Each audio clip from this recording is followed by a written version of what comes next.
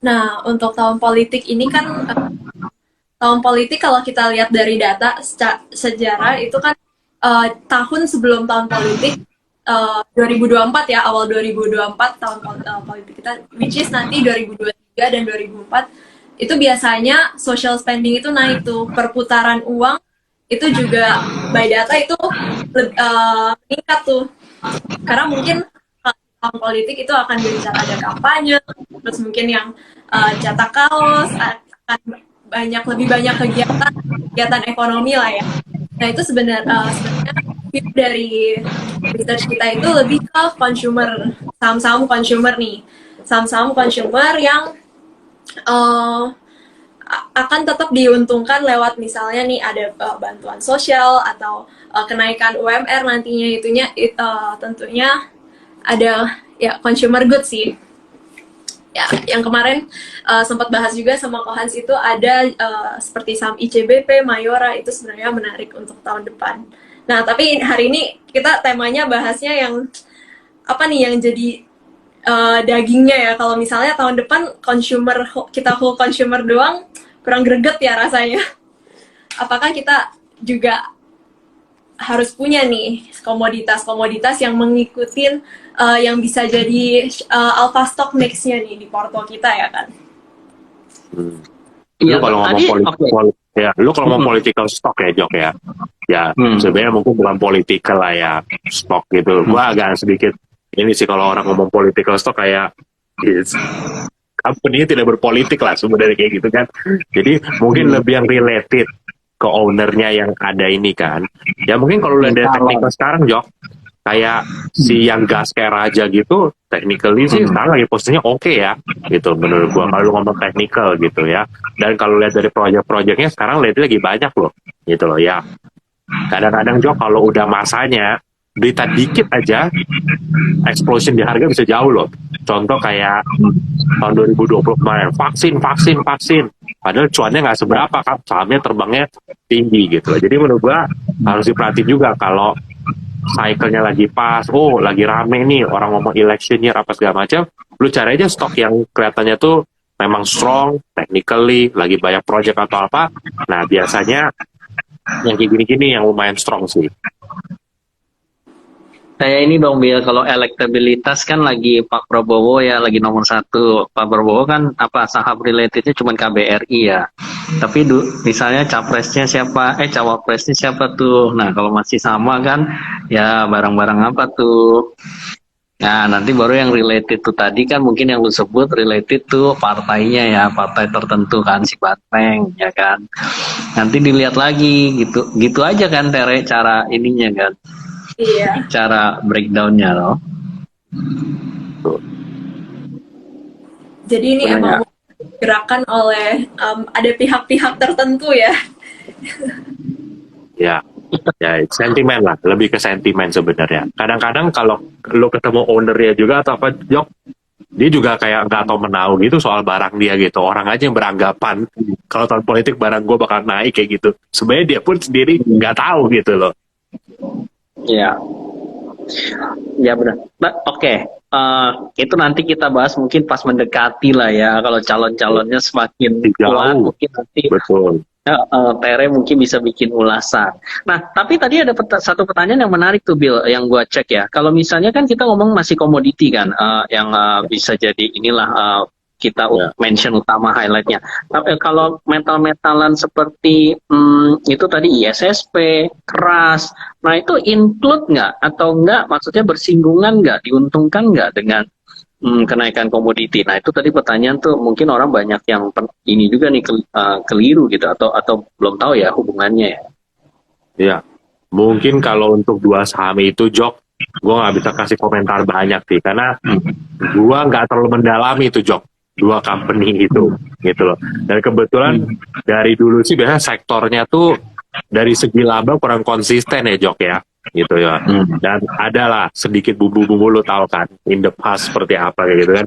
Jadi mungkin kalau invest tuh lebih yang pengen lebih tenang Jok gitu. Jadi maksud gue ya kalau emang gue yakin di yang bakal sini ya gue cuma tadi gue bilang kan ya Merdeka, ADMR ya mungkin lu combine sama Inco, Harum sedikit sama Antam sedikit itu boleh lah gitu. Tapi gue jarang mendeviate Porto tuh sampai bener-bener yang cari yang super apa super eksotik lah stoknya kayak gitu Jok. Gue sih nggak sampai kayak begitu di Jok. Makanya sebenarnya apa teman-teman ya gaya investasi kayak jadi itu juga salah satu yang menurut gue sih ya lu tuh long term minded juga Jok gitu. Kayak dari semua barang lu sebenarnya gue suka cuma satu sih jujur ngomong, dari semua barang yang pernah lu pitching ke gue itu cuma satu yang gue agree, yang lain gue kayak ini pom-pomnya kurang berfaedah nih sebenarnya gitu kan. Tapi satu barang lu yang gue suka dan gue agree adalah itu Bevin teman-teman. Jadi gini, ketika orang suka nanya, orang kan suka nanya Jok ya, saham apa yang saya bisa beli untuk jangka panjang ya gitu ya. Ketika lu ngomong udah jangka panjang, lu udah nggak boleh main di sektor yang jujur ngomong terlalu cyclical. Contoh komoditi gitu ya. Lu mau bilang wah pokoknya kalau komoditi gue yakin bagus, tapi kalau lu bangun untuk investor jangka panjang misalnya 5-10 tahun, kalau cycle-nya salah, lu bisa turun banyak loh. Meskipun company-nya GCG-nya bagus. Karena kenapa? Cycle-nya nggak memihak. Turun ya turun aja gitu loh. Kan dulu sebelum naik kayak gini kan ya even kayak Adaro apa segala macam pernah di bawah juga kan harganya kan, pada GCG wise ini company top notch lah gitu loh. Jadi yang namanya mau investasi jangka panjang banget itu kalau lu mau tenang nggak bisa di sektor yang terlalu cyclical gitu kan. Nah tapi cocoknya di sektor yang betting on Indonesia punya consumer gitu. Bukan berarti consumer good ya teman-teman ya, tapi betting on Indonesia consumer itu growth gitu ya. Jadi jangan disalahartikan, betting Indonesia consumer pasti consumer goods gitu. Karena gue pernah baca bener juga Jok, kayak misalnya lu betting di saham jual sabun-sabun sama sampo. Gue tanya lu deh Jok, lu kalau 5 tahun lagi 10 kali lipat lebih kaya dari sekarang Jok, lu sikat gigi tiap 3 kali sehari, tetap 3 kali sehari kan, mandi tetap 3 kali sehari kan, lu gak akan nambah lebih dari itu kan. Paling lu upgrade produknya gitu kan, yang dulu cuma yang penting bersih sekarang meremajakan kulit ya kan, atau apa gitu kan, but that's it gitu kan, lu bettingnya di situ. Tapi bettingnya tuh lebih ke yang jangka panjang tuh nih ekonomi, kalau growth sektor apa yang masih under radar gitu kan. Namanya kayak gue ngobrol sama Willy juga gitu kan, ya kita agree Jok sama lo Jok, khusus untuk Bevin. Kenapa? Loan bank di Indonesia tuh udah 4.000 triliun atau berapa, udah gede banget lah pokoknya gitu kan loannya di bank system tuh sekitar. Nah di multi finance tuh baru sekitar 600 Jok gitu loh. Jadi dengan karakter masyarakat kita yang suka apa ambil loan apa segala macem gitu, ini tuh upside-nya masih jauh banget Jok. Orang yang nggak akses punya akses ini bisa ambil di sini kan gitu loh. Nah jadi ditambah lagi apa Pak Jerry Ang juga beli Bevin di 1.200 kan, sekarang 1.100. Ya maksudnya you bet on Indonesia consumer ya kan, Indonesia punya apa banking finance, terus lu juga tahu ownernya beli di berapa. Itu sih menurut gua sih ya low hanging fruit stock Jok. Kalau itu gua agree, satu-satunya barang lo yang gua agree cuma satu itu doang. Iya ya, mungkin consumer yang lo maksud yang gini ya Bill ya, maksudnya penetrasinya masih rendah gitu kayak di Indonesia mungkin otomotif gitu, lo masih penetrasinya berapa sih per kapita orang yang masih pakai 1 banding berapa. Terus misalnya mungkin kalau daging ya kita tahu juga ya, kayak ayam di Indonesia orang juga penetrasinya kalau compare regional masih rendah gitu. Gitu. Nah, kalau misalnya ya, betul. Tapi balik lagi juga ya Jok ya, maksudnya ya kalau bisa semakin, maksudnya gini, kalau consumer kadang kita harus tahu kan komoditinya naik apa enggak gitu kan, penting karena kan bahan baku kan. Itu kenapa gua mungkin analisa lebih gampang ke kayak multi finance. Kenapa yang kayak lu suka gitu Bevin, kita tinggal prediksi aja apa cost-nya berapa sih nanti, cost of apa fundingnya gitu kan yang dia dapat pinjaman atau apa segala macam, terus dia bisa salurin kayak gimana kan. Bevin lu udah pakai teknologi juga kan, wah connect sana sini ya. Buat gua ini kalau kita betting consumer Indonesia jadi negara maju ya ini sih pasti maju. Tapi kalau lu bettingnya cuma gini Jok, misalnya dulu tesis kayak gini pernah bikin orang juga jadi kayak apa bukan kejebak sih, kayak harus kegocek, bahasa gue kegocek lah bukan kejebak lah. Kalau kejebak kan benar-benar hancur, kegocek turun dulu baru naik. Contoh kayak HP Jok dulu. Oh, penetrasi HP masih rendah. Orang suka gonta-ganti HP apa segala macem, ya kan? Terus orang semua beli sama produsen apa? Retailer handphone gitu kan, beli karena bettingnya kayak begitu.